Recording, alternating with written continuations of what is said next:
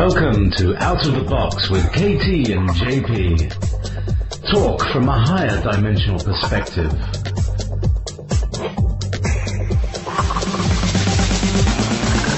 Looking at current affairs and the energies of the times.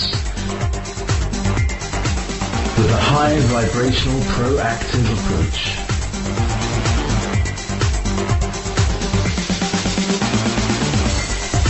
Come and explore the universe within us all.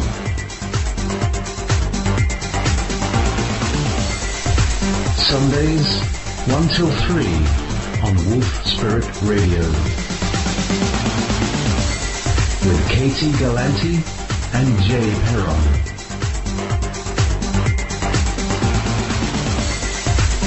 You're listening to Wolf Spirit Radio.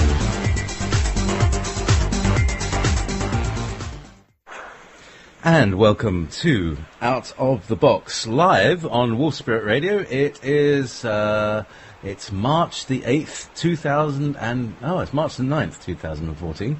I always get it wrong. Anyway, I love making a mistake right at the beginning because it means I have to make a signature mistake right, and then I get everything right after that. Anyway, so, yeah, it's your lucky charm mistake. It's my lucky charm. It's my mascot. Yes.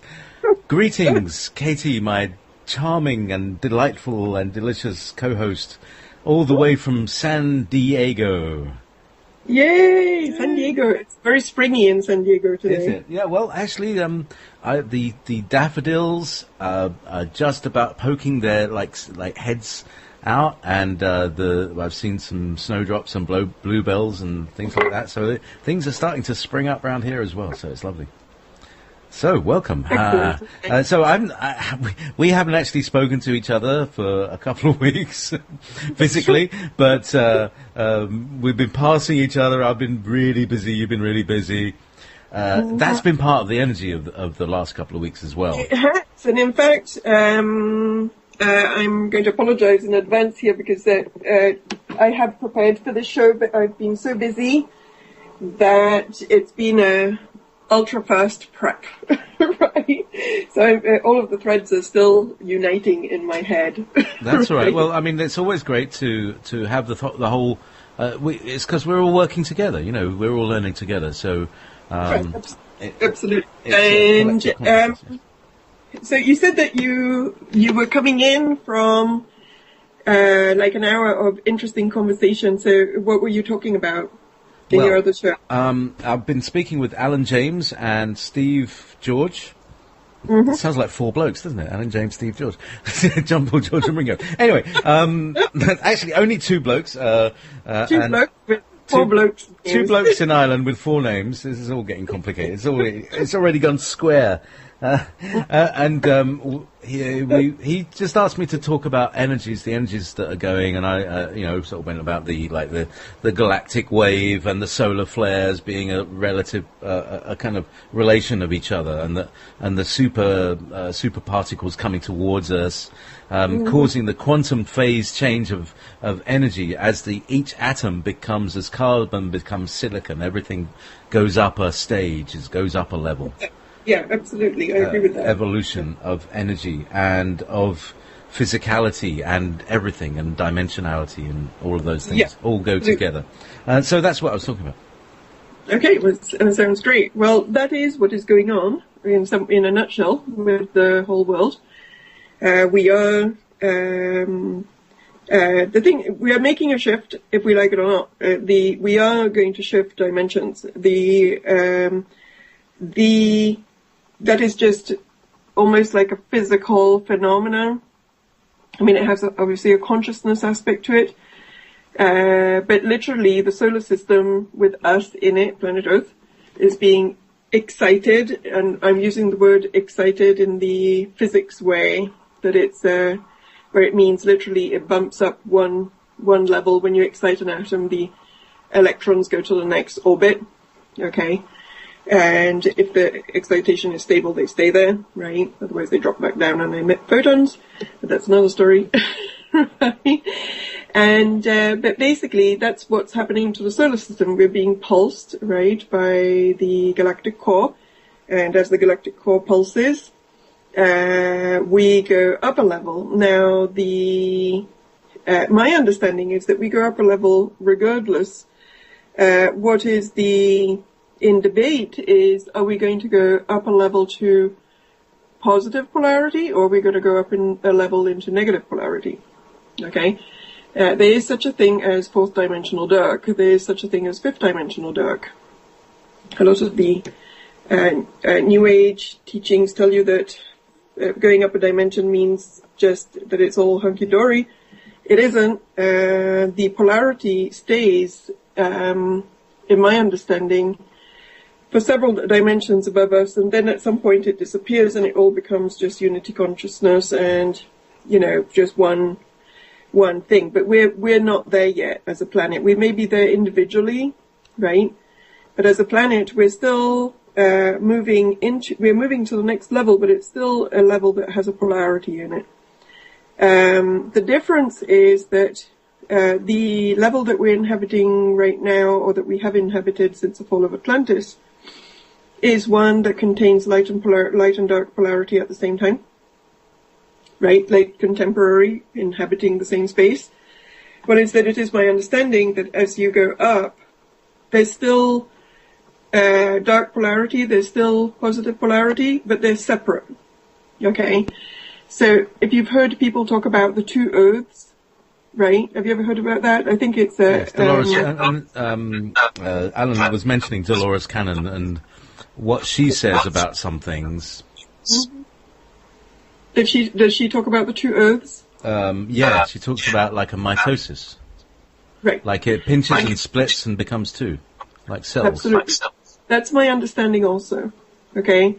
It's like that you get a dark earth and a light earth, right? On the fourth dimension. Or some people call it the fifth dimension. It depends on what parameters you're using to describe things. Fourth density, fifth dimension, whatever. But it's the next level. It's where we're going, right? And there's a split. So the dark beings obviously want the dark earth, right? And the light beings want the light earth. In some ways, each one of us lands wherever it is that we land, right? But the collective consciousness, that is what they're trying to intensify. They're trying to intensify the dark collective consciousness, so that the collective consciousness creates the new dark earth. All right, and instead, I mean, this kind of makes your head hurt after a while if you start thinking about it too much. But it's literally like different simultaneous realities, okay, that overlap. And one of the things that I was shown, when I say I was shown, it's like visions and stuff that I have when I'm writing about stuff, I get visions. Okay, and sometimes when I'm working on things, I get visions. And when I was writing the other day, I kind of got a vision that the reason for which there's all of these multiple realities overlapping is because we're on a node right now. And the node being this point in time in which the gateways and doorways open between all of these different worlds, and there's the opportunity to make this leap, right? And so we're in a very particular point in space-time where it's almost like there's all these different timelines and pathways that conjoin, like at a railway station of a big city, right? But then at some point, the node shuts down. Like we go past the node. And at that point, the dominant reality is the one that stays in place. Okay? Like whatever timeline you're on, that's the one you're sitting on. And this is why the Dark Lodge, the Cabal, are trying to move everybody into a place of fear and terror, because that draws them onto their like juicy little timeline where everybody's plugged into the matrix and they're just able to drain their energies. Absolutely. And there's something in there about dominant timelines. I think that the timelines continue to exist, okay, but they are aiming to get the dominant timeline, right? It's like if they can get all of the people onto their timeline becomes the dominant timeline, okay, for the Earth. And why do they want that? It's prime real estate. We're like filet mignon. You know, with the juicy bloody steak for the cabal, right? We're good food for them. We're like you know, the high quality caviars and things, yeah. That's right.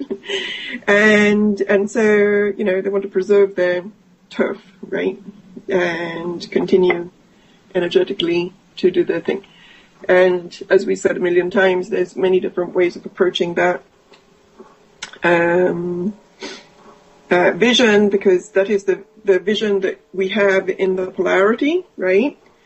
And then there's also the initiation, esoteric vision, where all of this is catalyst for growth, because all of the souls that are here have an opportunity to transcend, grow, and all of this dark stuff provides the catalyst and the weights to push against, right?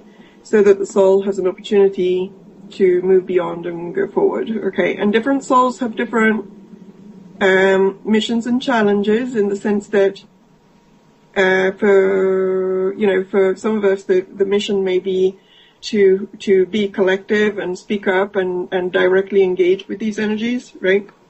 And to grow that way, and through a mission of service, right?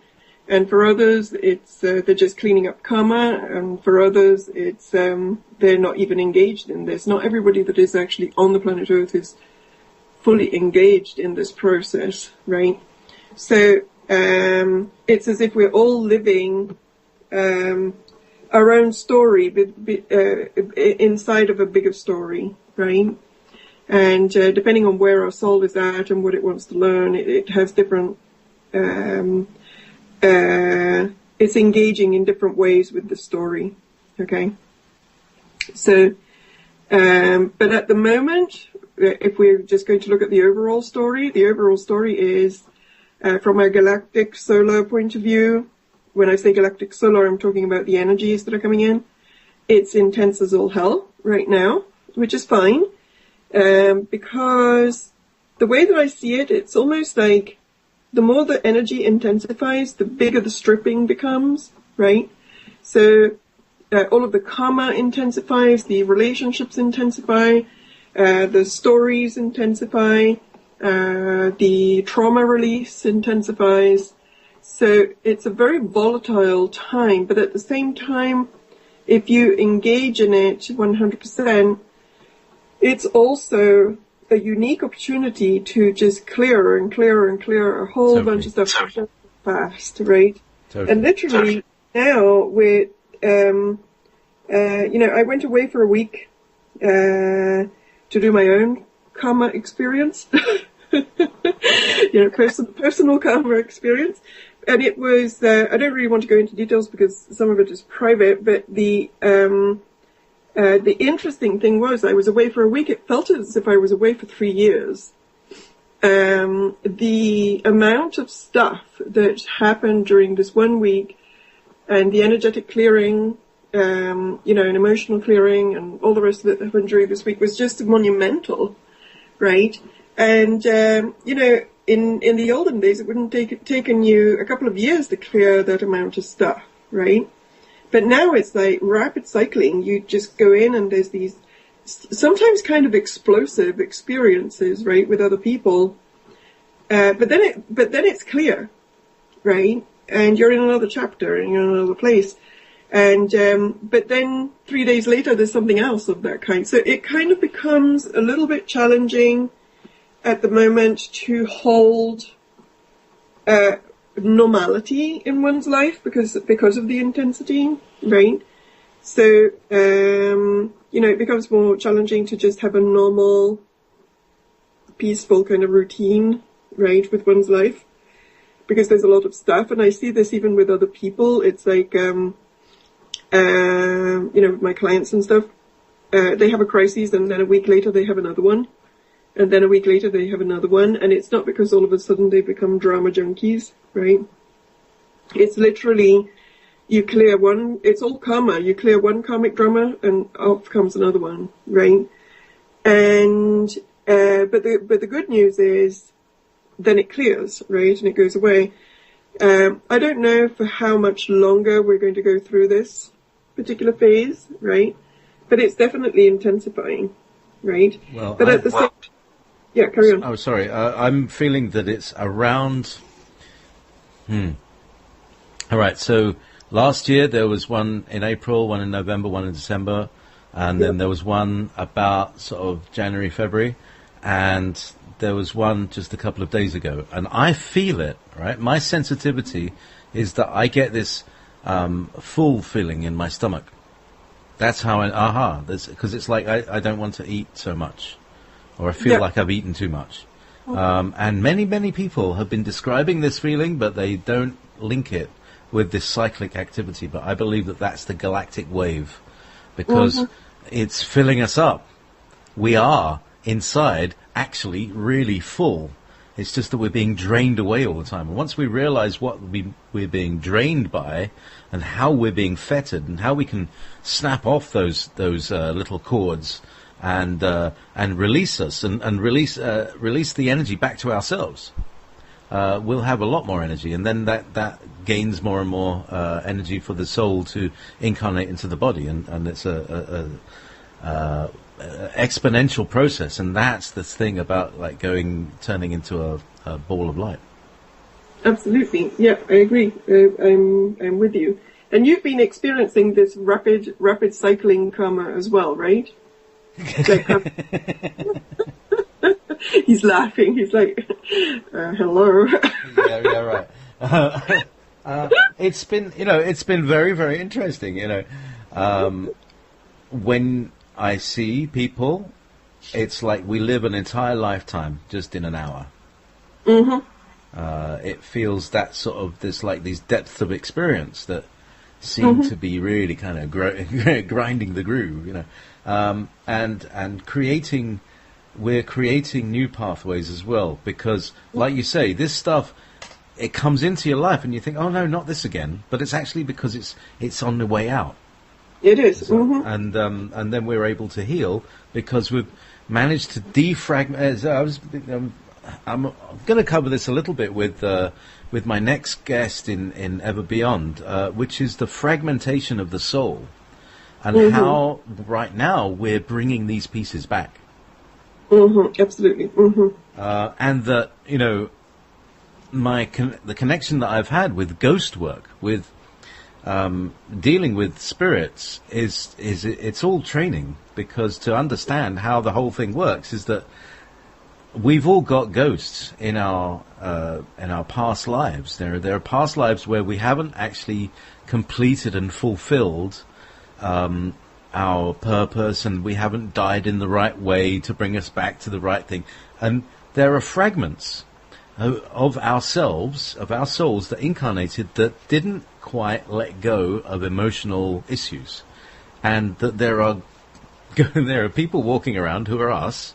Who are fragments of us, who are just inhabiting time and space without any link to us, because we've been. Those are the parts of us that are denied, and we see these elements in other people as often annoying things about other people, because they reflect this part of us that's missing. Yeah, I agree. I'm going to add to that, because I've experienced working with that both with my own healing process, my own personal healing process, and with my clients when I'm doing my entity demonic type work, right? Reptilian entity, whatever, all of that stuff, right? And when you work with somebody that has had, okay, first of all, very often people that have severe, I'm not talking the mild stuff, I'm talking about the really intense, severe demonic possession type stuff going on, okay? If you go dig, they had dark past lives, okay? And by dark past lives, I mean past lives in which they were sold out in a big way to the very forces that we're trying to counteract on this planet. Okay. And we've talked before about the fact that people sell their soul in the music industry, do you know what I mean, and all that stuff. I believe people sell their soul even in business, do you know what I mean? Sometimes you can sell your soul even without realizing that you're selling your soul. You don't always have to sign written blood on the contract, right?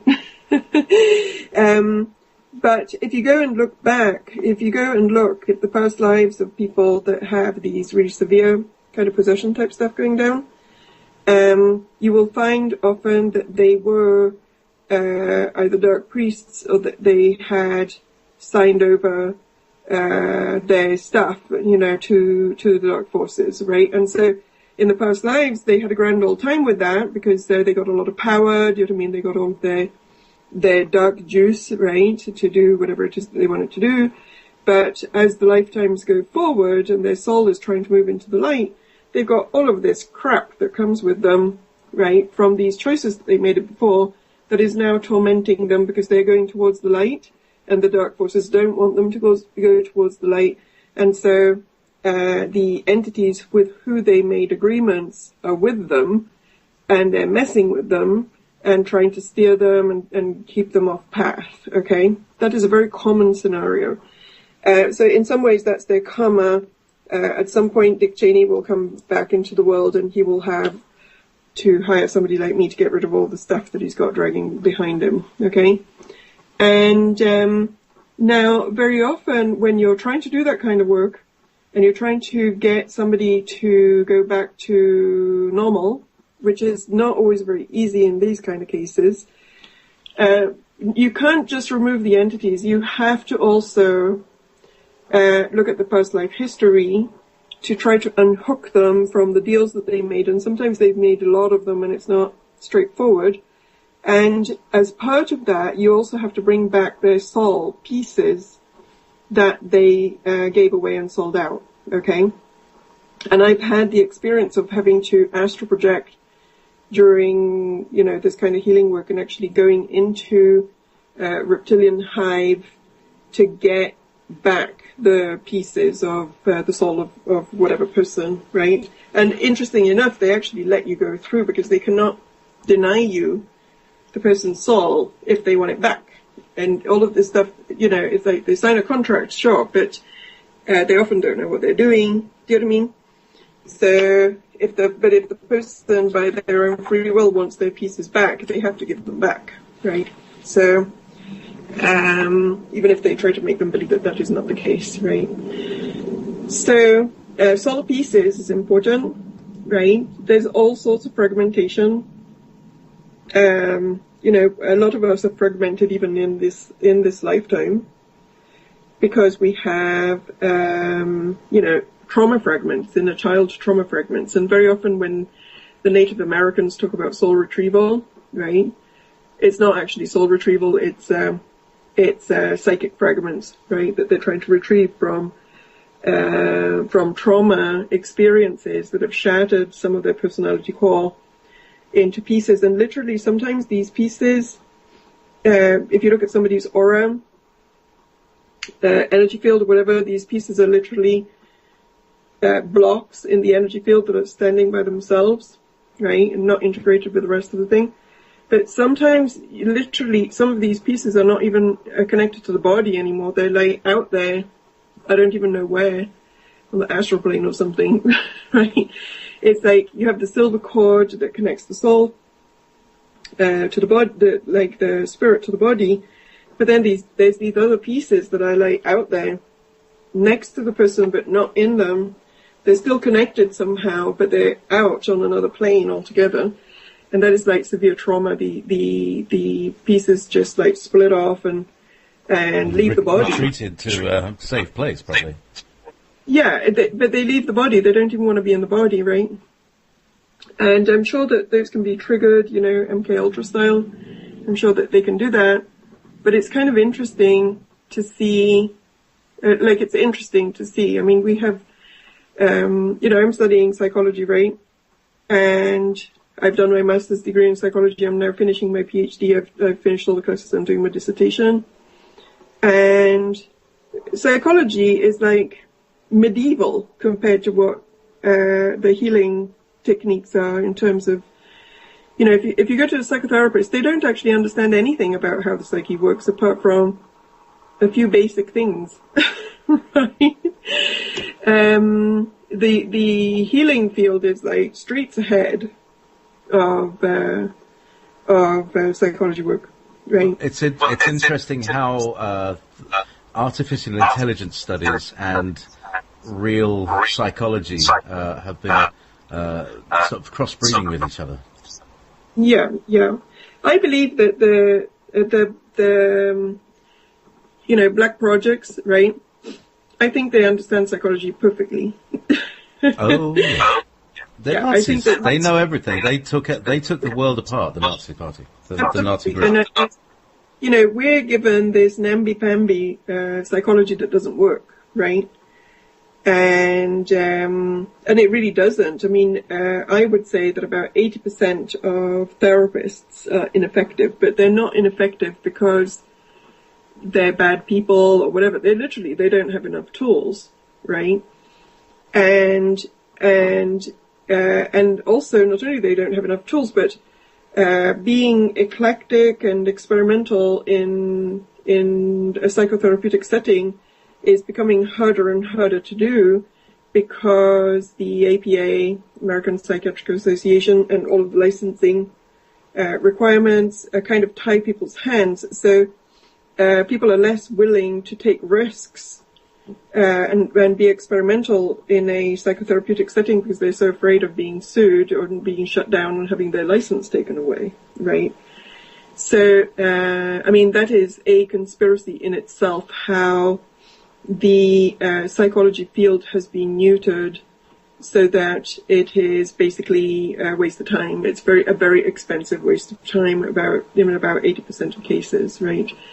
And very often you will find that the people that are actually effective are coloring outside of the lines, and they're taking those risks because they want to and they understand it on some level, right? But they're kind of mavericks in their own ways, right? Yeah, the fringe. That's right. But especially in England, psychology is not regulated quite as much, but here it's really regulated, right? So, yeah. Well, this is part of what I'm talking about. I'll just fade you down there. This is part of what I'm talking about when I say that we're drained at every opportunity. I mean, this whole thing about going to a psychologist to try and sort your head out, and you end up just kind of talking about symptoms and never going to the heart of it. Whereas, we're working on techniques, you and I, that go straight to the trauma and bring the person back into the body and with a small amount of tears, but it's very effective and not really long and drawn out and painful. And nobody wants to pay us any money for it. That's true. Well, first of all, I don't think one of the challenges that I have sometimes in communicating my work, right, is that really what I would like to say is, trust me, come here with your trauma and I'll fix you. That's it. You know what I mean? But if you try to explain it, very often people don't have enough of a common language to actually understand what it is that you're talking about. So sometimes it's actually more challenging to explain what you're doing than actually doing it, right? Yeah. But I've been working with people's trauma probably for 15 years now, right? I don't always work with the really extreme cases because, it takes a lot of really focused attention, and my life has many, many different layers in it, and I don't always have that kind of, you know what I mean? Like, I don't always have time, yeah. That's right. I don't always have the space for that, right? And also, the other thing that is unfortunate, and maybe in the new earth, we can create some kind of clinic or something that addresses this, that is paid for by benefactors or something. But most of the people that are dealing with really severe trauma also are usually not very capable of providing for themselves, so they can't often pay for the services that they need, which is really unfortunate. And if I had 2 million hours in the day and 3 million watts of energy for everything, I would do that work for free, but I can't, because the work that I do has to pay for my bills. Do you know what I mean? I do pro bono work and reduced rates every so often, but if I do it all the time, then I don't survive, right? Okay. So it would be, I think, important at some point that we create a space for healing of people that are suffering from severe trauma, that is sponsored and financed, do you know what I mean, by people that want to make donations and stuff like that, right? And so that these people can have the healing that they need. About 99% of the time, the people with severe trauma do not have the funds to pay for the healing that they need because they're too traumatized to actually make any money, right? That's right. They're just kept in as a... they're like discarded beings. They're discarded units. It's disgusting. That's right. That's right. And also, in our world, sometimes those kinds of people are also the people that are holding a lot of light, because the dark forces like to neutralize people like that. Right? So let's put it out there. New world, not the New World Order, but the New World real one, right? We will have collective clinics, right, for helping people to very quickly shift, right? Mm-hmm. And then when they are healed, they can give back to those clinics. Do you know what I mean? They could like a loop thing. Once they get to a place where they can contribute, they can tithe back to the clinic or something. That's interesting. Like paying in arrears for your healing as opposed to paying in advance for a potential accident, like insurance. Absolutely. The opposite of health insurance. What's interesting in this, because just speaking about a place where people go who are traumatized, and my imagination sees a place where things are kind of pale, soft blues, very kind of like everybody's got in white. All the people are in white, and it's a very quiet place that has. There's nothing that is sharp or jangly about it. The rooms are rounded or oval or egg-shaped, because what we're trying to do is to create a model, a form. This is an interesting. I was having a conversation last night with Michelle, my next guest, and we were talking about what the word form means. And the way I understand it from my teacher is it's like the wire frame of something. Like if you were to take the pyramid and you've got a wire frame, an octahedron, or a tetrahedron, or a star tetrahedron, all these different forms. If you make something out of a metal version of that, you can hang that up, and that actually creates a field of energy that organizes itself. It's like a seed for organizing, like crystals need a seed to gather around. So forms are really important, to have the understanding that underneath everything is a pattern, and that's what we call the form. Yeah. And the word inform means to go inside and form. Do you understand? If I were, for instance, to put a cubic frame into a paper bag, the paper bag takes on the shape of the cubic frame and thus becomes a cube. It has thus been informed. Yes, I understand. Yeah. And so this is what information means: is we create structures inside ourselves where we can store information and understanding, hopefully. Yeah, very interesting. Yeah. And in some ways, everything is data. Yeah. It's just what I'm having right now. Exactly. And everything is imprinting, codes, and data, right? Like if you look, even when you're doing healing, and I'm talking deep healing, not just send the energy, whatever, but you're doing the defragmenting thing that you're talking about, right? What are you doing? You're basically, you're looking at the energetic data inside of a person and removing pieces of data that are dysfunctional, right? And then replacing them with pieces of data that are functional. Yes. And if you go right to the core of the person and you end up going to the DNA, then absolutely everything is data and everything stems from that data, right? So we are information packages. We're information packages. We're almost like memory sticks, right? Like we have a humanoid formed memory stick. Let's not start talking about USBs. No USBs here. None of that US business. Anyway. Awesome. So yeah, we do carry memory. And we might if you show me yours. No. Anyway. Okay, carry on. Anyway, so we, in terms of memory and memes, this is a word. This is interesting. You know, I have a friend. He was my schoolmate. We were the two weird kids in class.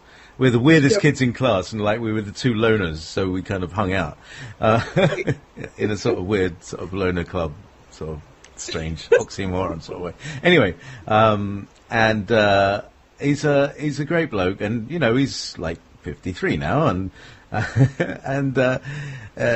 he was into AI. Artificial intelligence back in the 70s, and he was studying in Colchester University artificial intelligence and computer modeling and all this stuff.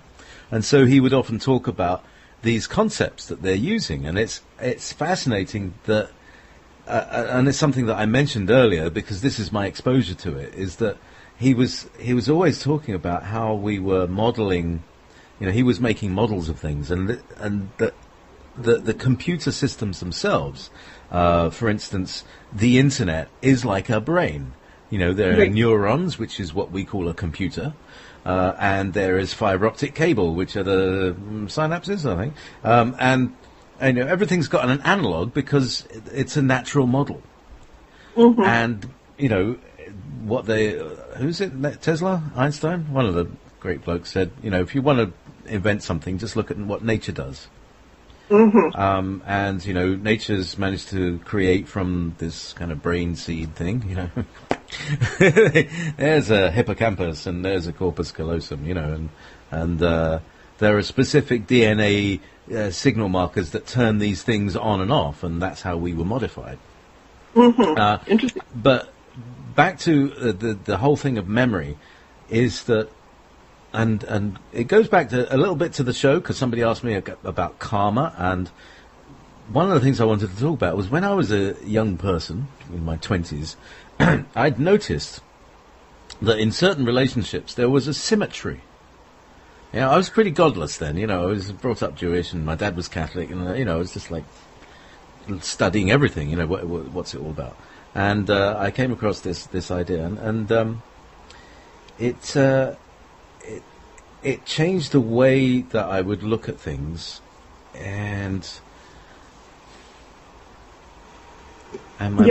go ahead. My brain's just gone blank, and you've got something to say. No, I don't. Actually, I was listening. All right, blimey. My brain just ground to a blank wall.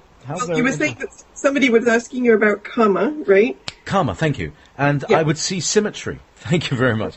I would see symmetry. You know, I had a girlfriend, and she did this to somebody on the way in, and then that happened to her on the way out. You know, there was this. I saw these symmetries, and the more and more, and eventually I realized that that's what they call karma. That there's a swinging one way. It's like a swing. You swing a pendulum one way, it's going to swing back, and then it's going to come back to the middle. And if you don't stop it there, it'll keep swinging. Yeah, and So- that's really interesting. Esoterically, the astrological sign for karma is Libra. That is about the balance, right? Like it's the two sides that have to stay in balance. If one goes down, then the other one has to go up. Do you know what I mean? Yeah, that's my Um, rising sign. Is it really? Interesting. Yeah. So, and karma also is data. If you look at karma energetically, again, it's data. It's all stored in there at the energetic level inside the DNA that is basically the physical replica, physical and multidimensional replicas of the soul records in the body is the DNA. Okay. We have this idea of DNA as like genetic code that reproduces, the blueprint of the physical vehicle, right? So it's like, okay, the DNA tells me what the physical vehicle is supposed to look like. We're going to have blue eyes. But it's not just that. At an energetic level, the DNA has sheaths that are not physical, just like the physical body has sheaths that are not physical, right? So there's DNA. And the non-physical sheaths of the DNA, the energetic DNA, etheric DNA, is basically a replica of the soul records in the body. Okay, so it's and it's all data. It's all like just data, So, data. when you say this records are soul records, so this is all the good things that we've done. All of it. The good, the bad, and the ugly. Wow, wow, wow. That's right. Sergio Leone. The spaghetti DNA. Yeah. I'm wondering, 12 spaghetti strands. 12-stranded spaghetti. That's one metaphor for DNA, isn't it? 12-stranded. Yeah, imagine. I think it shows that we're tired today. We're more silly than usual. Oh, well, these are big questions and big issues. Then we need to keep them light. I've got a nice song lined up for the hour so that we can all have a little chair bop, kind of thing. Because what I was getting to is we've got this thing about karmic patterns. Mm-hmm. And so karmic patterns get held in the DNA, manifest through the expression of itself through the being that the DNA is inserted into, like the kind of like your password, as it were, or your sign in, your email and your password. This is who you are, and this is how I identify myself. And then that gives me access to the vehicle, the car keys, yeah? We somehow have these contracts, and I don't remember signing anything about this one. But anyway, I am told we signed something, and I believe that in certain worlds, signing might just be like a nod or a not no. And not the hell no, just as if you don't say the hell no, you're signed up, yeah. I don't know. They have their ways of persuasion. I love a small print. Yeah. It's like, okay, do you want to be of service to planet Earth? And then there's like, yeah, sure, of course, sign. And then, okay, well, if you will be of service to planet Earth, this is the small print, right? And it's one of those 300 small, tiny type pages, like Microsoft agreements, where you go, yeah, and sign. Click, I agree. Yeah. Click, I agree. Yeah. And then it's like, oh, did I really agree to that? So the terms, right? The terms are we don't get out alive, and the conditions are terrible.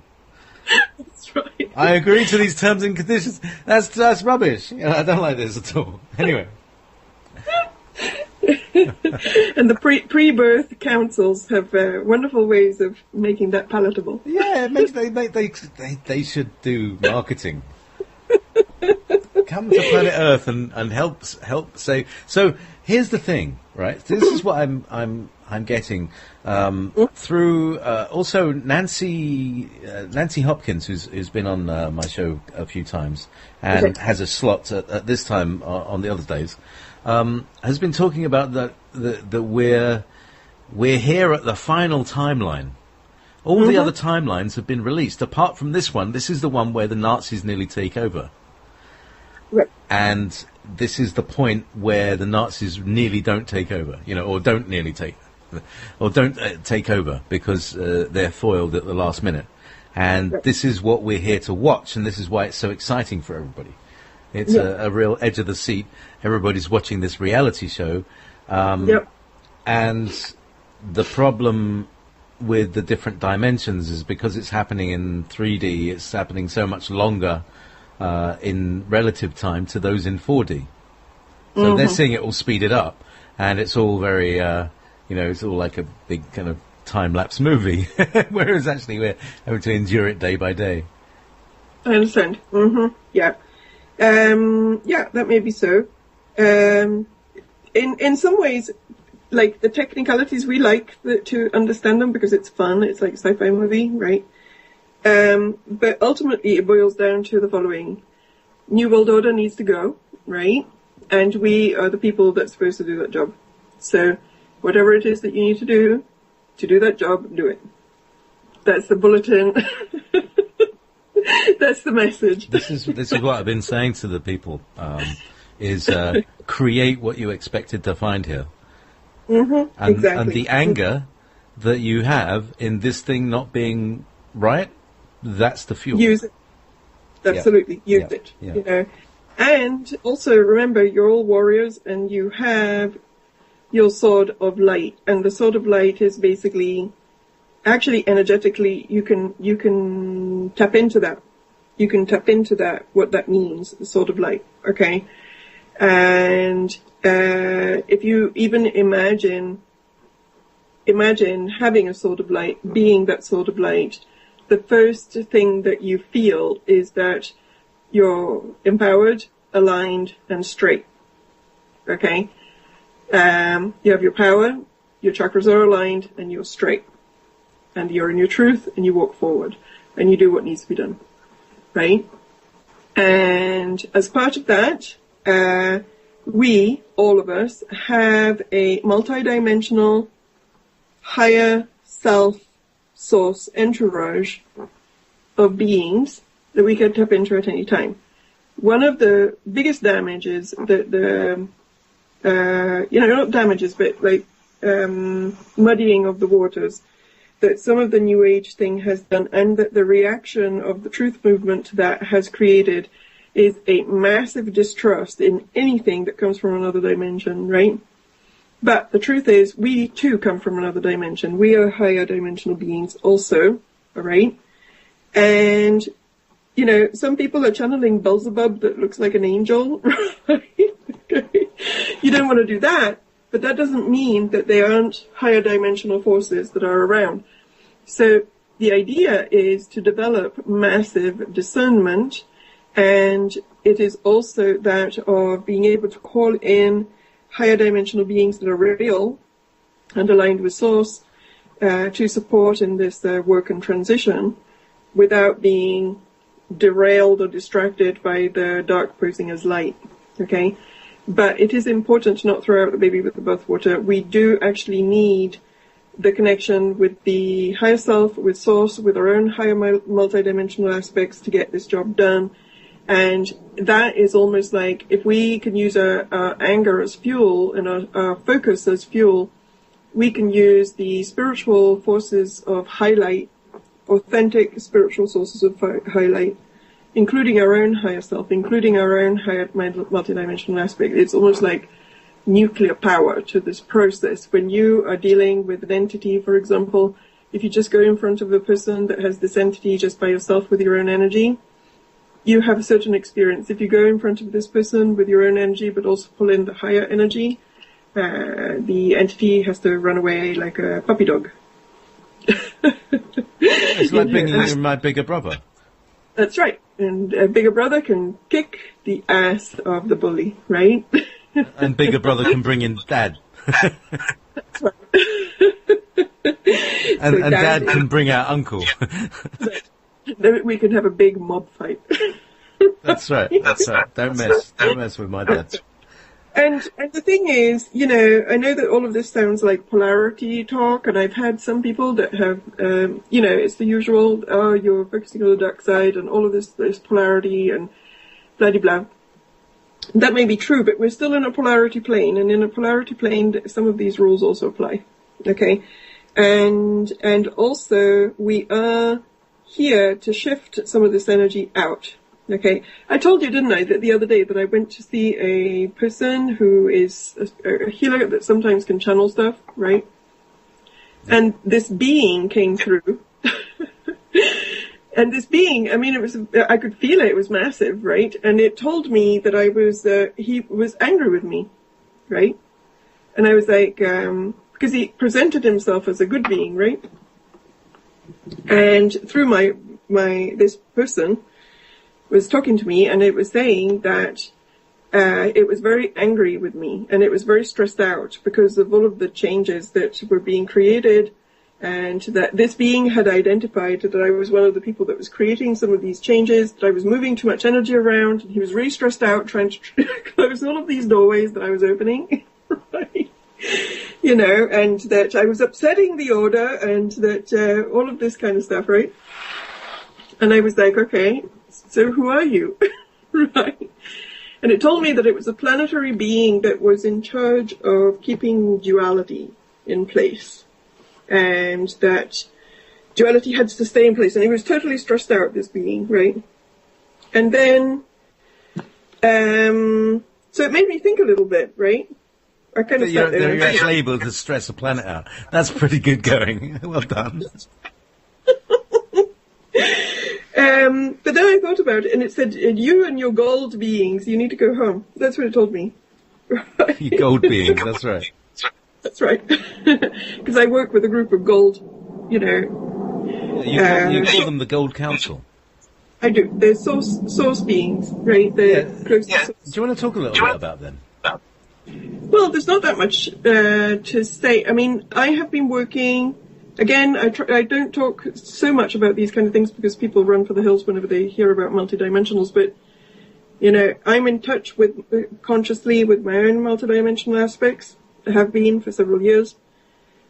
And the councils I work with shift as I shift, because I think that actually, ultimately, we always work with councils of beings to which we belong, right?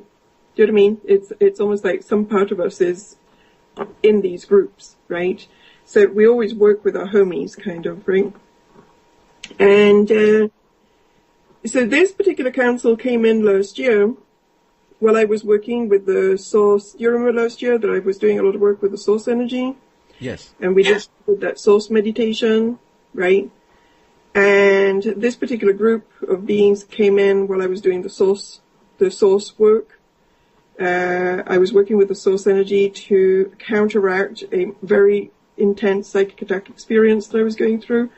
That was almost 24/7. It lasted for a couple of months, right? And I was not able to work during that time, which was a bummer because I'm still kind of readjusting from the finances that I lost during that time, right? And during that particular time, I was guided. I literally woke up one morning and I heard in my head, to counteract this force, you have to download your source body, right? It's like the only way to counteract this particular force is to download your source body. So I was like, okay, so how do I do that? So I started thinking about what that meant. Went into meditation for 3 to 4 hours a day, connected with my source body and brought it in. And while I was doing that, this particular council came online, right? And they are a gold energy, like they look gold, but it's gold energy. They're energy beings. And they say that they're 24D, which again doesn't mean anything unless it's within a certain reference system, right? And they are very involved with the, shall we call it, spiritual warfare thing that's going on this plane, right? So they come in when there is cleanup operations to do.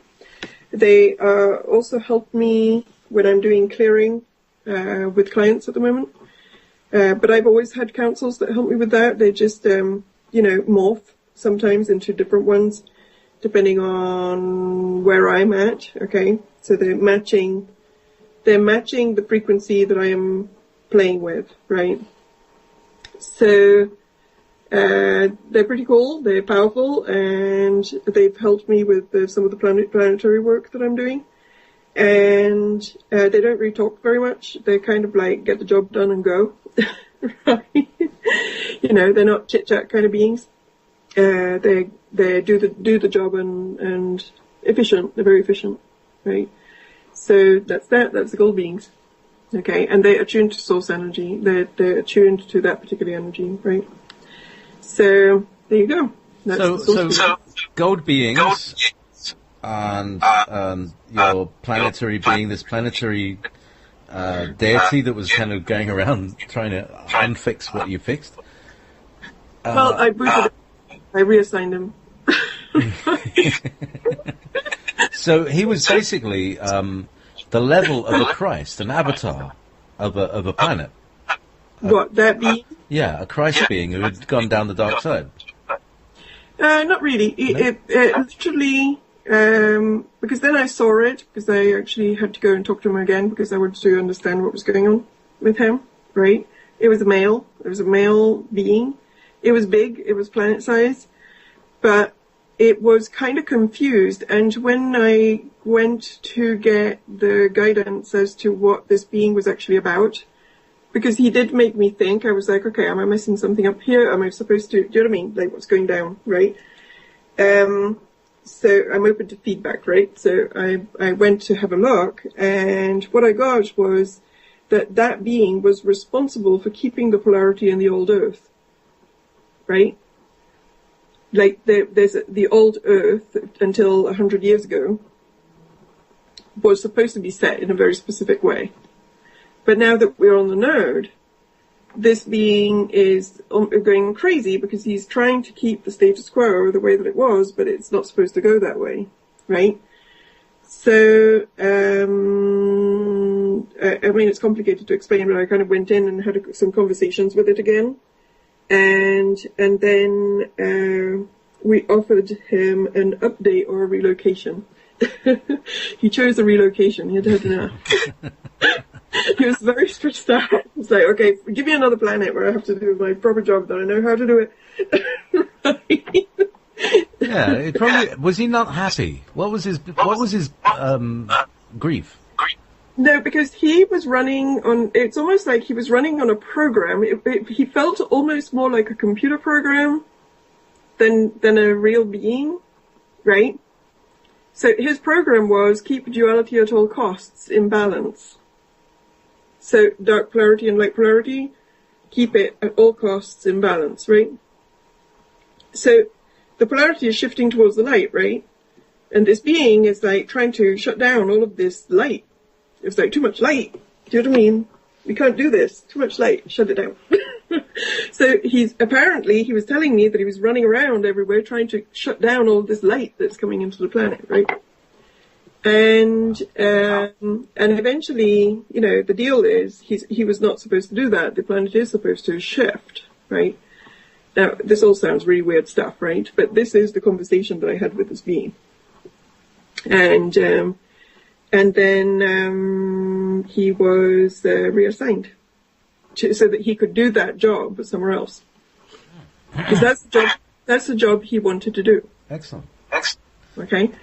His job was to create, he was in charge of the balance of the polarity, so that the polarity stayed intense and opposite.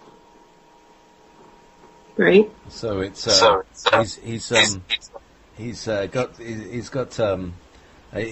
job is done, as it were, and so he can go home. So Listen, we're at the top of hour, and I need to see the little portal. Anyway, here is Sister Sledge. We are family. This is the thing to remember. We're all family, and it's all, you know, we've got some weird cousins, but, you know, we're all family. Here we go. We all have donation buttons. I have one on my site, katiegallanti.com, reclaimingdelight.com. Very welcome donations at this time because they help me to have time so I can write. I'm actually writing quite a bit at the moment, and there's not enough hours in the day to do everything. So donations help to create time so that I can do less client work and more writing work, right? So very welcome at this time. And for Wolf Spirit Radio, and for JayPee has his own donation buttons. You can go to him so that he can put nice flowers and things in his lovely stone cottage, right?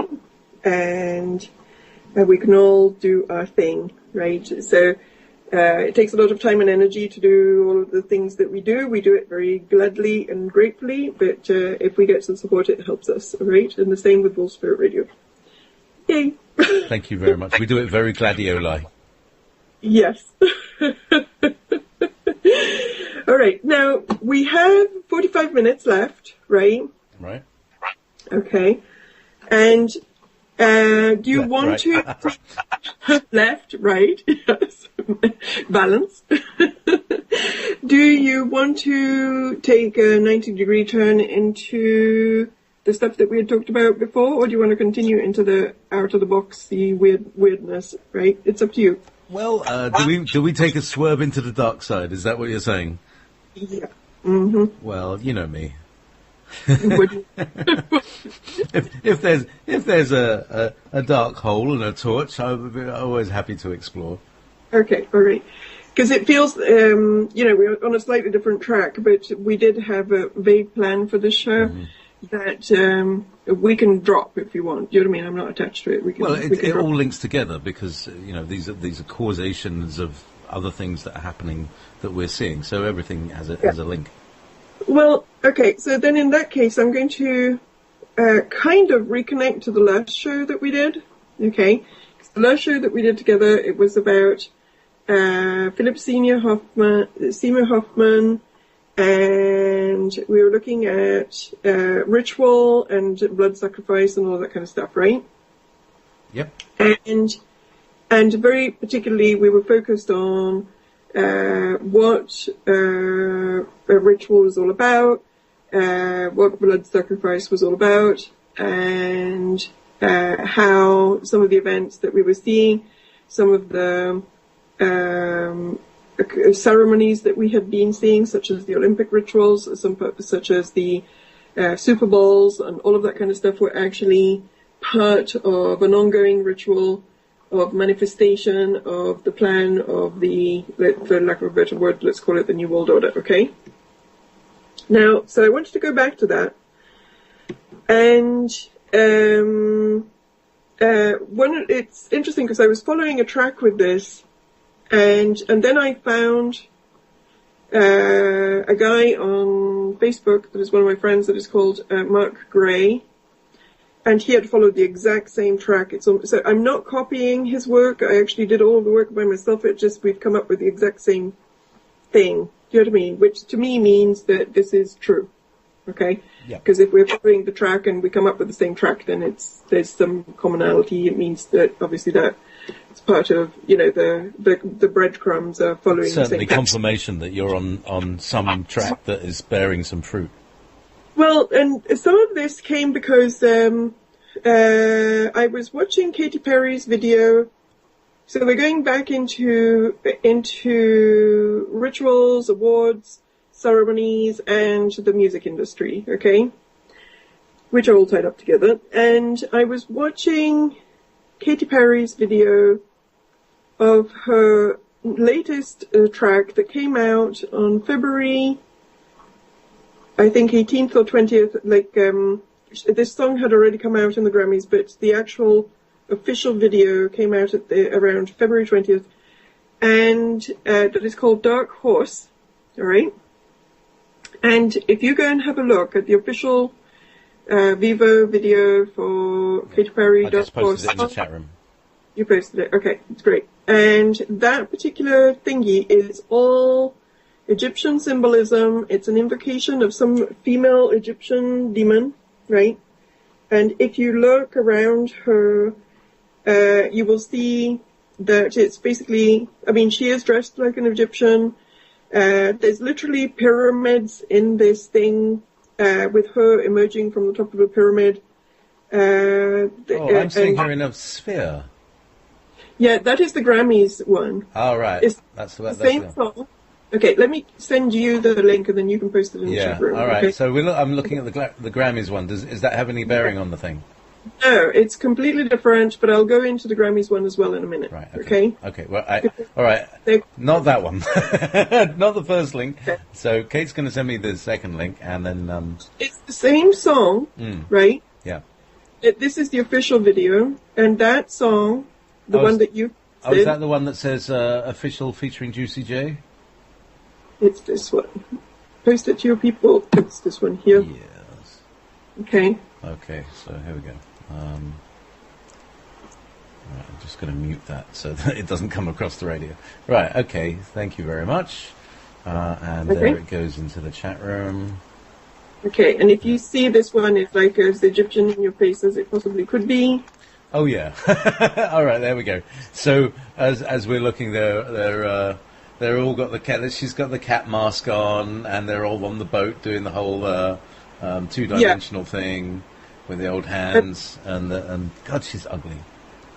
She's like Anyway, go on. If you go ahead and you look at that video and you listen to the words, right?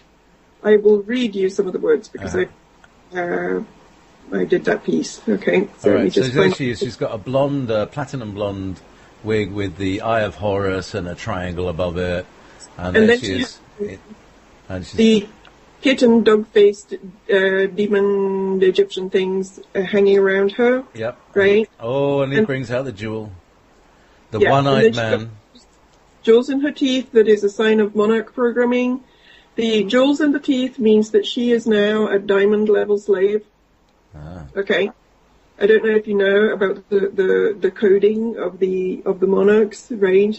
No. You will see that there's a video with Beyonce. Oh wow, the guy just turned to sand. Yeah. There's a video of Beyonce from a few years ago where she does the exact same thing and she's got a big diamond and she sticks it in her mouth. That is a sign to people that are not us that she is now a diamond level programming slave. Okay. That is the same thing that happened, by the way, with the Marilyn Monroe when she was singing about diamonds are a girl's best friends. That is code for she has now gone up in her programming to diamond slave. Right. Okay. It's part of jewel programming, right? Esoteric Kitten Deception has done a lot of work on that. If you want to try and find her stuff on YouTube or on Facebook, she has she breaks down the codes of the programming. Esoteric Kitten. Yeah. .com or .org? Esoteric Kitten Deception. Put it into a search engine, you'll find a whole bunch of things. She has a YouTube channel. She also has a Facebook page. And she's somebody that understands a lot about, not just about the MK phenomena, the monarch phenomena, but also about the different kinds of programming and which ones are the symbols for each level of programming, because they're not all the same, these monarchs. They have different levels, right? Yes. There's the beta kittens, and there's this, that, and the other. And then the top levels, the ones that are like, almost like deluxe, right? They're the ones with the diamond programming. And so Katy Perry is basically saying that she is now diamond programmed, okay? Like she's reached her diamond thing. She's now deluxe. So she's gone beyond brand. Yeah. And so now she is, in this video, and in the video, literally at some point, she's standing in front of a sarcophagus with a being that then opens its eyes and says the following. So you want to play with magic, boy, you should know what you're falling for. Baby, do you really want to do this? Because I'm coming at you like a dark horse. Are you ready for a perfect storm? Because once you're mine, there's no going back. Okay? And she starts singing this, and the last two verses, because once you're mine, you're not going back, a male voice comes out of the sarcophagus that opens its eyes, right? So it's basically telling you, then you belong to the Egyptian demon, okay? So, or Egyptian being, or whatever it is, all right? We call them demons. They're like 4D beings from the fourth dimension, okay? Dark. And then, as part of this, it also says, because it's talking about two different things at the same time, if you listen to the lyrics, the Juicy J guy starts saying, she's a beast, I call her Karma, come back, she eats your heart out like Jeffrey Dahmer. Be careful, try not to lead her on. Shorty's heart is on steroids because the love is so strong. You may fall in love when you meet her. If you get the chance, you better keep her. She's sweet as pie, but if you break her heart, she'll turn cold as a freezer, etc., etc. She'll put you in a coma, blah-de-blah-de-blah, right? Now, to me, it sounds as if they're talking about a female being that they're calling through. Okay, and the fact that she will eat your heart out like Jeffrey Dahmer, right? It's Jeffrey Dahmer, a serial killer, right? Yeah, exactly. Cannibal, right? So it's kind of like that's a blood ritual, right? Eating the heart. That's a old-fashioned. Very old-fashioned, well tested ritual. I think the Aztecs. As used in I found that I decided that the Aztecs was the least sustainable religion because eventually you run out of people to sacrifice. Exactly. We talked about this the last time. The Aztecs already had this down. I'm sure the Egyptians did too. So anyway, so there's a lot of reference in here, okay? And so here we have her. She's doing this. Obviously, she's playing around with some big energies. It's not her, but it's a nice little sing-along ritual, right? So the important piece about this, they're always doing this kind of stuff. So why am I interested in this particularly? Well, first of all, it's blatant, right? Like literally Egyptian symbolism. You should get towards the end. She looks like Isis, and the pyramid opens, and the capstone falls out. You know what I mean? And she emerges from the capstone. It's really blatant, right? You couldn't put more symbols in a video if you tried. The more deities and all the rest of it, right? So that's part of it. But also, the song is called Dark Horse, and she mentions that, are you ready? Are you prepared for the big storm? I'm going to come at you like a dark horse, right? Do you know what you're falling for? Blah, blah, blah, right? So there's this theme of, are you ready? Are you prepared? Perfect storm coming through. There's no going back. Do you know what I mean? And dark horse. That is the symbol of that. Well, what was the dark horse? The dark horse is the dark horse of the apocalypse, right? And the dark horse of the apocalypse symbolizes death. And it's like death, not just death of one person, but like death. Like it's the pandemic, worldwide kind of death, right? It's or the war or whatever it is. Dark or what horse, I call the death industry. Yeah, it's big death. Like death with a capital D. Big death, yeah. Collective death. Right. Okay, so the important piece of this is dark horse, death. Are you ready? Are you ready? Storm, storm, right? It's coming. That's what she's saying. And she's saying it through this Egyptian filter lens with big pyramids all over the place. Now, if you go and have a look, there's a timing, there's a sequence to this. I actually wrote down the times. Grammys. She sings this song as the Grammys, at the Grammys for the first time before she actually has the video out. Okay? I'm sure that she had a record or something before that CD. We don't do records anymore, CDs. But the performance at the Grammys is 26th of January 2014. Okay? And we'll talk in a minute about what that performance looks like. But first I want to do a time sequence. So, she, in the Grammys, January 26, 2014, Three things go on in those Grammys. I'll cover them in a minute. Big deal. Okay. Then after that, Philip Seymour Hoffman dies in early morning, I think, of Sunday, February 2nd, 2014. Philip, the name Philip, and several people have written about this. Robert Phoenix has done a really good article on this. You can go and have a look at it at his website. Philip, it means lover of horses. Okay. So Philip Seymour Hoffman dies of a heroin overdose. One of the street names of heroin is horse. And it's definitely a dark horse. So he's lover of horses, dies through, through heroin. He could have died of any kind of overdose, but he dies through an overdose of a substance that often is known as horse. Okay. So, you got the horse symbolism in there, right? That's February 2nd, 2014. Year of the then horse. Super Bowl 2014, the Broncos, their symbol is the horse. They were part of the Super Bowl. Okay? So there's the horse in the Super Bowl as well. And then after that, Chinese New Year, February 19th, 2014, Year of the Horse starts. Right? Now, in the middle of that, there's also the opening ceremony of the Sochi Olympics. Sochi, whatever, sushi.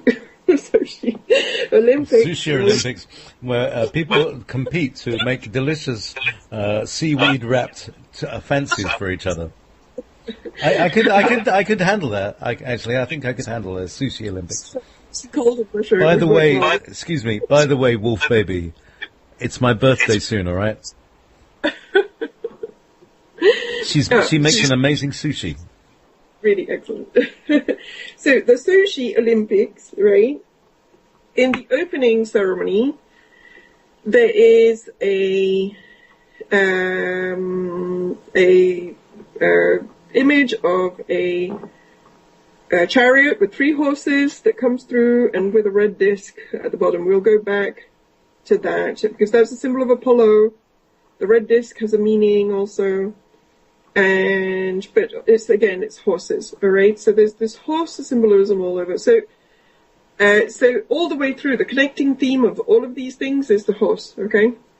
Naysayers might disagree with that. Sorry?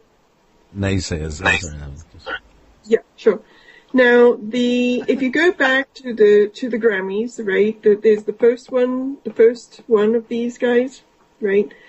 In the Grammys, there was 3 things that happened. First of all, there was a performance by Beyonce, who the song that she sings is called "Drunk in Love," and it's disgusting, right?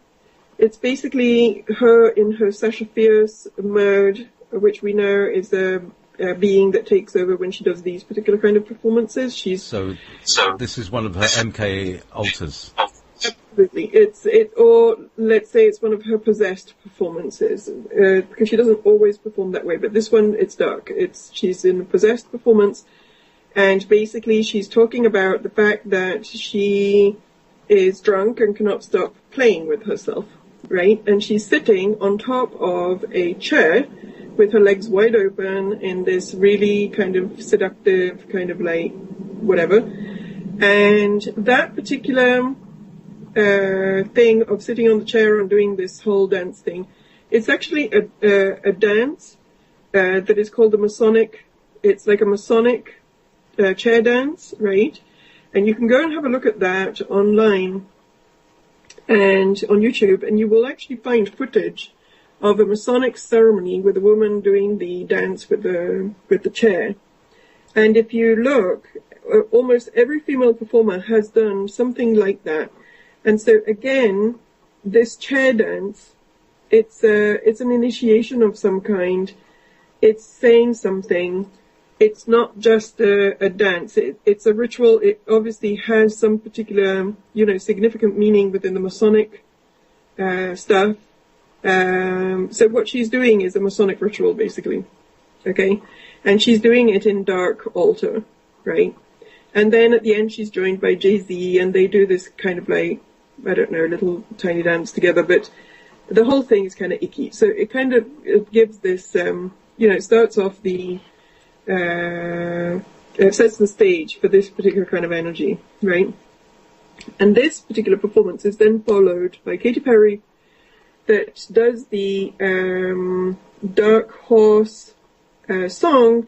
However, it is performed with, and it looks very different from the video, which is all Egyptian themed, and the performance that she does at the Grammys is basically kind of almost like a satanic ritual in full, because she's in this bubble that is like the moon, and she comes out as a dark goddess out of the moon, and then she's talking about magic, and as she comes out of the moon, these tall horned beings, black horned beings, emerge at the back of the stage behind her, and they totally look slide down from the back there. They do. And then there's all these dancers that do kind of like dark little dances in front of it. The whole thing. And then she does a pole stripping thing with the stripper dance with the broom, because you can never let a good stripping performance go to waste. It's like you always have to have at least one stripper pole in every single video. Right? Okay, just in case we forget about that. As women, that's what we're supposed to do. So, the most important part of this video, of this performance, apart from the fact that there's almost like a blatant, direct invocation of dark beings on the stage, right, is that, like literally you can see them in their costumes and stuff, right, is that she brings in, as part of this, a dark horse with a big red eye that looks 100% identical to the dark horse at the entrance of the Denver airport. It literally, it's not just another dark horse. It looks identical. It looks identical to the statue of the dark horse with the red eyes that is in front of the Denver airport. You know what I'm talking about? Oh yes. Oh yes. Oh, yes. And by the way, that horse, the guy that made it, died because the horse fell on top of him when he was sculpting it. That's one of those bad karma things, isn't it? That's right. It's like, I'm going to sculpt the horse of death. Oh yes, what a beautiful horse of death it is. Boom, dead. So careful about invoking the horse of death, because it will kill you. So anyway, so I thought that was kind of cosmic irony. So anyway, so dude that made that horse died at the hands of the horse. Okay, now at the hooves of the horse, you mean? At the hooves of the horse. Anyway, let's moving on. Trotting on. Okay, so we have all of these horse references, and it's becoming clear that the horse references are about the dark horse of the apocalypse. They're about death, right? Okay. So my sense from looking at all of this stuff and looking at all of these rituals and what they're doing is that they are invoking, because even the heroin thing, it's a horse and it's a dark horse, right? It kills you. Heroin kills you. So my sense here is that they are, and also during the Super Bowl, you know how they do all those ads that are kind of weird? Like, there's an ad that, let me see it here, so I get a link on. Was it in the last one? Not the last thing that we did, but the previous one, where there was this kind of like, there was like smoke and fire and people staggering around her, and then it faded away and like into another advert. Yeah. Yeah. But look at this one, okay? I can't see it. I'm on the radio. No, I know. I'm sending it so you can see it. Because we are multimedia operation and send you stuff. And then you can send it to your people. Yeah. Okay, to our people, the chat room people. Because I don't look at the chat room otherwise I think straight. Okay, so Oops. this... Right, okay, so this... I'm now watching... everybody can load this. There we go. This is, if you want... Superbowl. Yeah. Official Maserati Super Bowl spot 2014 Ghibli strike. Yeah. All right. Oh, yeah, there we are. And what we're looking at, smoke and flames. Yeah. With some weird narrative. Weird narrative, and the narrative says, we wait for everybody to be asleep, right? Because the car is called Ghibli Strike, right? Is it? Wow. That's what it says. Now, the whole thingy, it looks very apocalyptic, and then it says, we wait until everybody is asleep, and then when everybody is asleep, we walk out of the shadows quietly, and then, boom, we strike, right? And then it says, are you prepared? There's this theme again, are you prepared, right? So, are we prepared for what exactly? Do you know what I mean? And what are they striking? What are they aiming to strike, right? Now, I don't know if you heard that in the opening ceremony of the Sochi Olympics, right? They blew up there was these things that were supposed to blow up into rings. Okay? And the fifth ring didn't blow. Ah. Do you remember that? Oh, that's what all the jokes are about. I didn't see the thing, but yeah. Okay. It was the 5 rings of the Olympics, right? The 5 ring symbol. Yeah. And they had this thing that was it was like a star, and then it would blow up into a ring, and they did it with all the rings, and the 5th ring didn't blow up, and it was like said that it was like a technical difficulty, that the 5th ring did not do its thing, right? Now, if you go and have a look at the symbol of what the Olympic rings actually mean in their original meaning from the 50s when that symbol was drawn out. They were the 5 sons of Mayer Rothschild. Yeah, but mostly the blue ring was Europe. There was supposed to be the 5 continents. Blue ring, Europe, yellow, Asia, black, Africa, green, Australia, red, America. Mm-hmm. The ring that did not blow up was the red America. Okay? Mm-hmm. So basically what they said was, America, bye. Right? America did not make it. Like it didn't blow. Okay? So we have a broken 5th ring that is a red ring of America. Then if you also go and have a look at the Sochi Olympics, the same thing that has the horses with the chariots, that is the symbol of Apollo, but it's also the symbol of the horses of the apocalypse, okay, has a red ring trailing it. And the red ring is the ring that didn't blow. So we have this ceremony in which they're showing you that the red ring doesn't activate, and then they're showing you the horses followed by the red ring. Okay? And I will show you a picture of this because this guy, Mark Gray, actually put this together.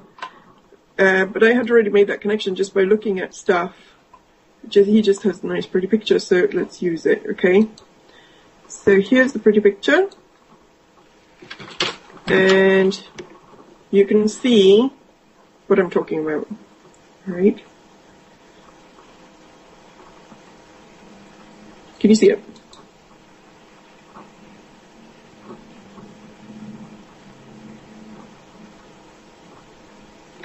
Now, he is interpreting it as a boycott from the Soviets to America. I don't think it is that. I think they're all in this together and there's no boycott from anywhere. But what I think that they're trying to say is that they are taking the Cavaliers of the Apocalypse, namely, especially the one of death, to America. That's the intent, okay? That's how I'm interpreting it. And I think that this whole Ukraine-America thing is an excuse that they're going to use to blow something up. That's my interpretation. Okay? Are you still there? Yep. Okay. You're very quiet, so... Now, hopefully that's not the case, right? But there's an invocation of death somehow here, okay? And this invocation of death, that seems to be linked to something to do with America. Or at least that's what they're telling you. So I thought that was important to bring out because as time has been rolling forward, all of these things happened in February, and here we are in March, and we have, we have situations that are kind of escalating, right? And so there may be some connection to that. Obviously, we hope that's not the case, right? But there could be. Also, another thing about the Grammys that is is kind of disconnected from this, but I think it's worth mentioning. After the Katy Perry thing, Queen Latifah comes out and makes some kind of speech and then declares that there are 33 couples that she's now, because she's an ordained minister, she's going to marry them all as part of the Grammys ceremony. And then Madonna comes out in a white outfit, not looking like Madonna at all. She looks like a clone. She doesn't actually even feel that she even has anybody in there, right? That's my psychic sense with her. I don't even know if that is Madonna. She feels empty. So you reckon she's disagreed and they killed her and they just replaced her with the... Oh, whatever. I don't know. Or she disappeared to a bunker or something. Or maybe she was getting too old, so they put a clone in there to make her look prettier or something. But she doesn't feel ensouled. There's something about her that feels empty, like there's a shell. But she is singing a song that sounds about love, but then it's all about crying on Sunday. And as she's singing this, there's this big light display of stained glass church windows behind her and Queen Latifah. And basically what they do is that they have a choir that sings with them, and it's like they're doing a mass on stage, and Queen Latifah is marrying all of these 33 people, and one of the 33 couples, 33 being, Masonic number, right? And many of these 33 couples are gay. So it's like homosexual, woman to woman, man to man wedding. And Queen Latifah is performing this. And then at the end she says, now you're all married, and everybody's hugs and everybody goes home. And I thought that was the weirdest thing I ever saw. Right? And this is the middle of a football game? No, this is in the middle of the Grammys. In the middle of the Grammys. And the interesting thing is that in Madonna's Superbowl ritual of 2012, right, it also closed with a choir and everybody singing and all of this, and it almost looked like a dark gospel crowd thing. Dark gospel. Yeah, and also, if you go to the Denver murals, you will see in the Denver murals, is everybody familiar with the Denver murals? If you're not, let's just say that in the new Denver airport there are murals all over the walls as you come in, and stained glass windows and all this stuff, and they're horrific. They're all of death and destruction and apocalyptic visions. It's like not very friendly looking. Not welcome to Denver. Gargoyles in suitcases on all of the pillars that are statues of suitcases with gargoyles coming out of them. Reptilian little snaky pokey beings. Right. Okay.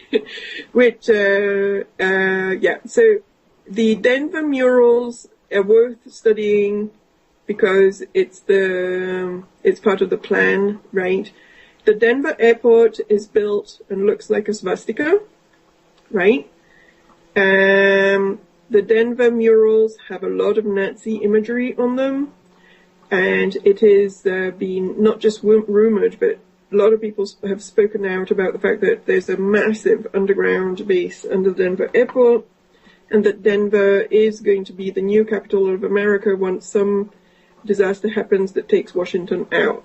Okay, that's been covered by many people at different times. You can do research on that. You can find a lot of stuff on the Denver airport. It's almost like airport on the dock, big underground base at the bottom.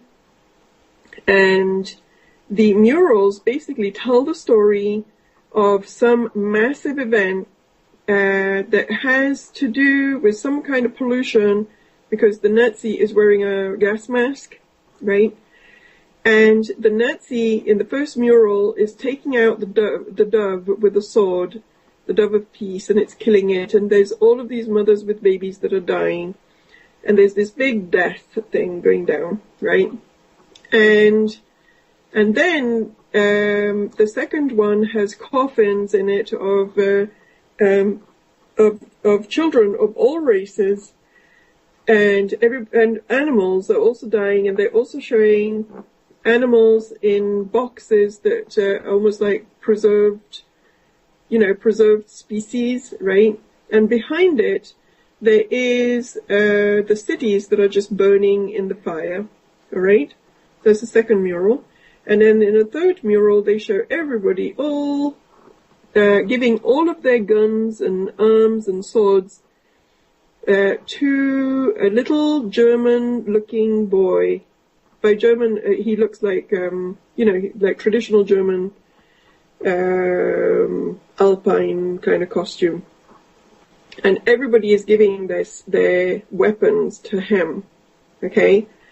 And there's a lot of children in there, but it's almost like, okay, children, we created this horrible war, and we created this horrible event, and now everybody has to surrender to the little German child that is like the Nazis in disguise, right? Disguised as innocent. And the Nazi disguised as innocent is taking away everybody's weapons, right? And all of the children are coming together, and there's like this feeling of new birth through an innocence that, however, is based on a deception, right? And then the next mural is everybody together, one world religion, etc., etc. So I think that it's kind of interesting that we have this big death ritual with the Denver, Black Horse of the Apocalypse with Katy Perry, that is then followed by this fake, sacred, positive love mass, which, however, feels totally blasphemous at the same time, because they're creating seriously, Queen Latifah is the minister that is going to ordain everybody and get married. I mean, it's a joke, right? Do you know what I mean? There's nothing sacred about this ceremony. It's a ceremony that is making a mockery of sacraments that have been around, whether you buy into them or not. It's a mockery, right? And so what they're doing is that they are introducing the New World religion, and they're introducing it through the satanic ritual performances of Hollywood, right?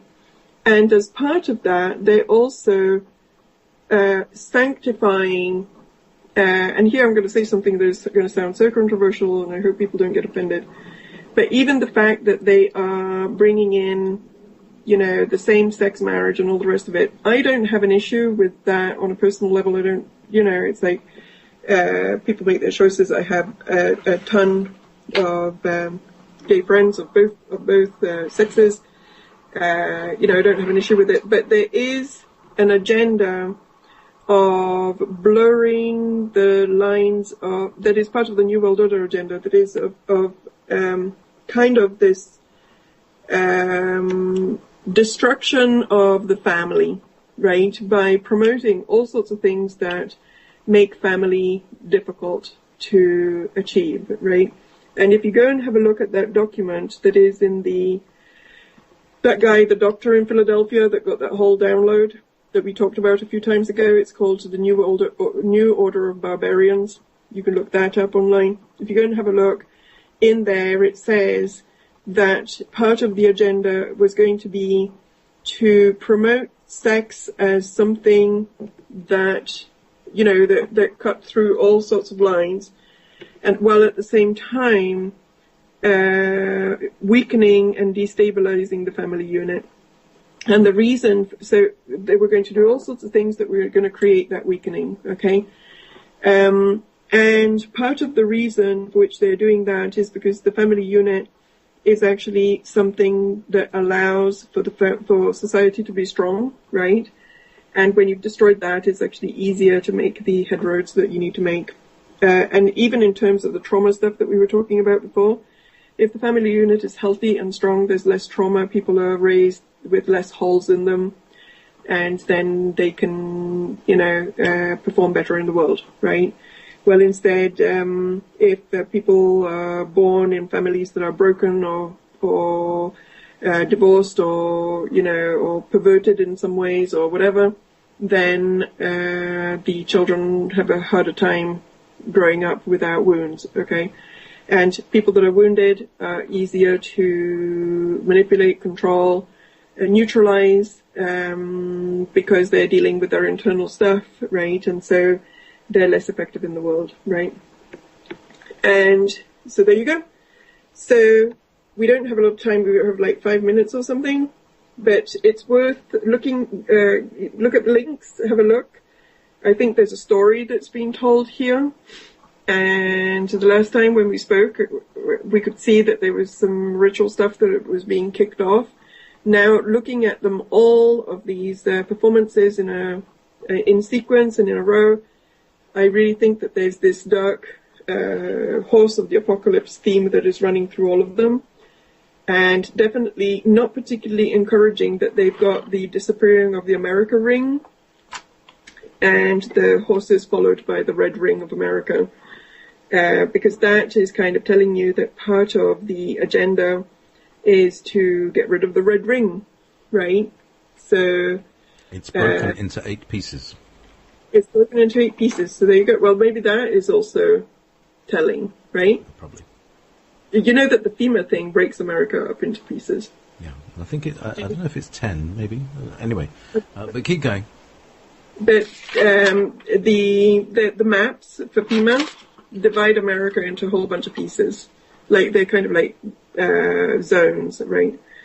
And there's maps out there on the internet where you can take a look at that. So I hope, not just hope, but as usual, I want to just say that what the Dark Forces or New World Order or whatever you want to call them plan is not necessarily what happens, right? It's up to us if what they want happens or not. And,